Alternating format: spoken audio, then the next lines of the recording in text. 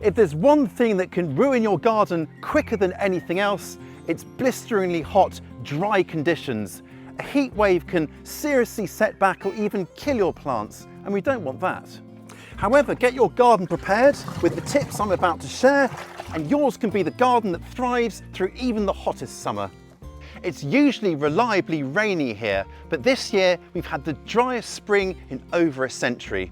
Typically, we'd get this much rainfall over a typical spring, but over the last 2.5 months, we've had something more like this. So let's start with making the most efficient use of precious water, which should save a lot of time too. The first thing to do before even reaching for the watering can or hose is to check whether the soil really is dry. Now on the surface here it looks relatively dry, doesn't it? But if I just scratch beneath the surface here about 1 inch deep, there you can see it's much darker and really quite moist. So there's no point watering this just yet. I might as well save my time. The very best time to water is early in the morning before the heat of the day. This means plants can take on all that moisture so they're better able to cope with the heat. It also means that foliage has a chance to dry off during the course of the day, so it's nice and dry by nightfall. That'll really help with slugs which come out to feed at night. And also a very humid, wet foliage at night time can also be a breeding ground for disease, especially fungal diseases like blight. But if you can't water in the morning, don't worry, just get on and water whenever you can, because it's better than leaving plants struggling. Watering gives us the opportunity to inspect plants for pests, other problems, or the telltale signs of heat stress in hot weather as we move through the garden. But I'll be honest, watering doesn't half get a bit tedious if you're having to water more often than you wish because of a heat wave. Up until a few years ago, I watered most of my garden with the trusty hose pipe here. You can turn it on and off at the end here, and it's got different flow rates and patterns according to what you're watering. But the flow rate from a hose is incredibly slow, especially in a hot day when water pressure is lower because everyone's using water. So let me show you my workaround for this. It combines the convenience of a hose pipe with the speed of a watering can. What I now do is take the hose pipe, drop it into what was an empty barrel, and then fill it up to the top, taking great care, of course, that it doesn't overflow. Then once it's filled, I can take my watering can in and fill it up, and then use the watering can. And I estimate the flow rate from a watering can, even with the rows fitted on the end here, is at least 3 times as fast as the hose pipe. To make the most of each trip to and from the barrel, I double up and fill 2 watering cans. This means I can deliver 2 lots of water at once with a watering can in each hand. The ultimate solution would be automatic irrigation delivered by ground level soaker hoses or drip irrigation to get the water right where it's needed at the roots and efficiently. It's something I'm considering, but for now my 2-can dunk and deliver system works well, and I still get to check on my plants as I go.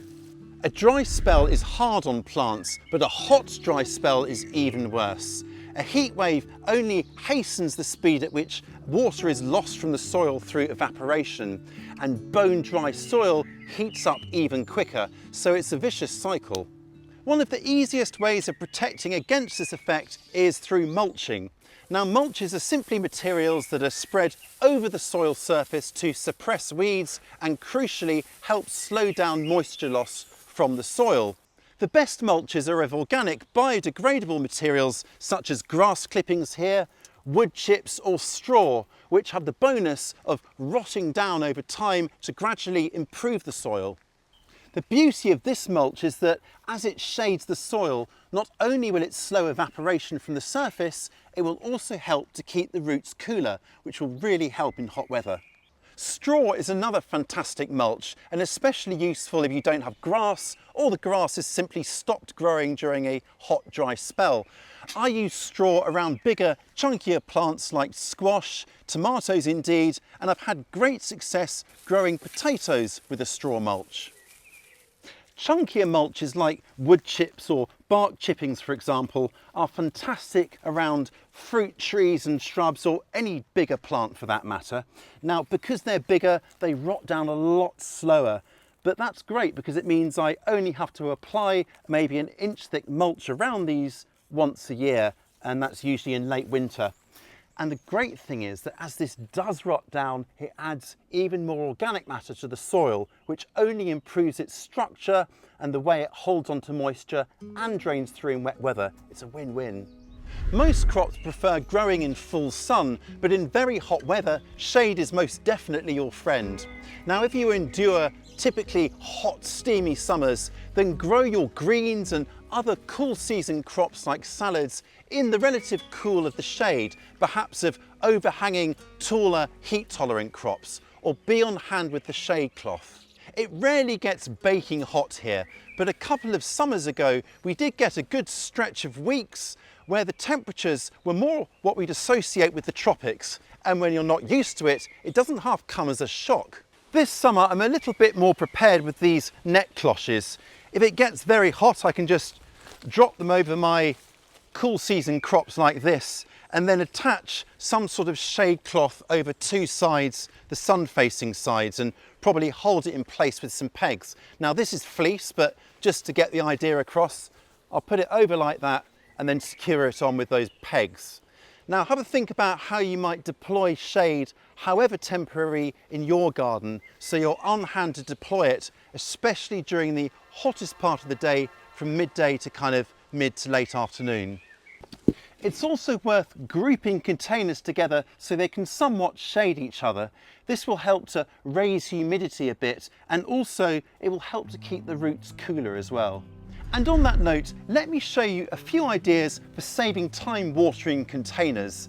They're not as comprehensive as a full-on irrigation system, but they are a low-tech get-around that still helps me stretch the time between waterings. At the very simplest end of the scale is your friendly pot saucer, or if you haven't got one of those, just some sort of tray to collect water. Just, oh goodness me, lift up and pop your plant on the tray, and then water as normal.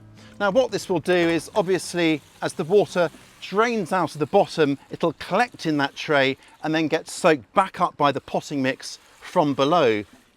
It makes for a much more efficient use of water and is a real lifesaver in hot weather. Also, sometimes when it's really dry, the potting mix kind of shrinks away from the sides of the pot, which means when you apply the water, it rushes straight away. This method means that every drop really is getting to that potting mix.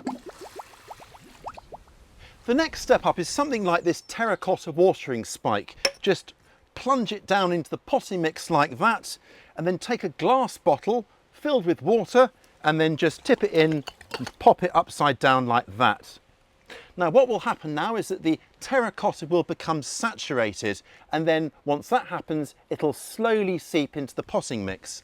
The best bit is though, it will only do that when the potting mix is really quite dry, to balance the water across between the terracotta.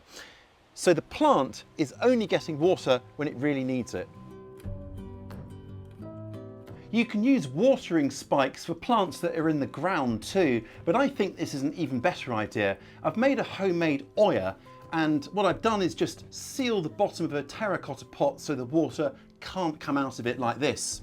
Now what I've done here is I've just buried them into the ground like that, and then I can top up the oyas with water like that, and then that'll deliver the water nice and slowly across the terracotta membrane like before, and keep these watered for a bit longer. Now to finish, I put on a saucer like this.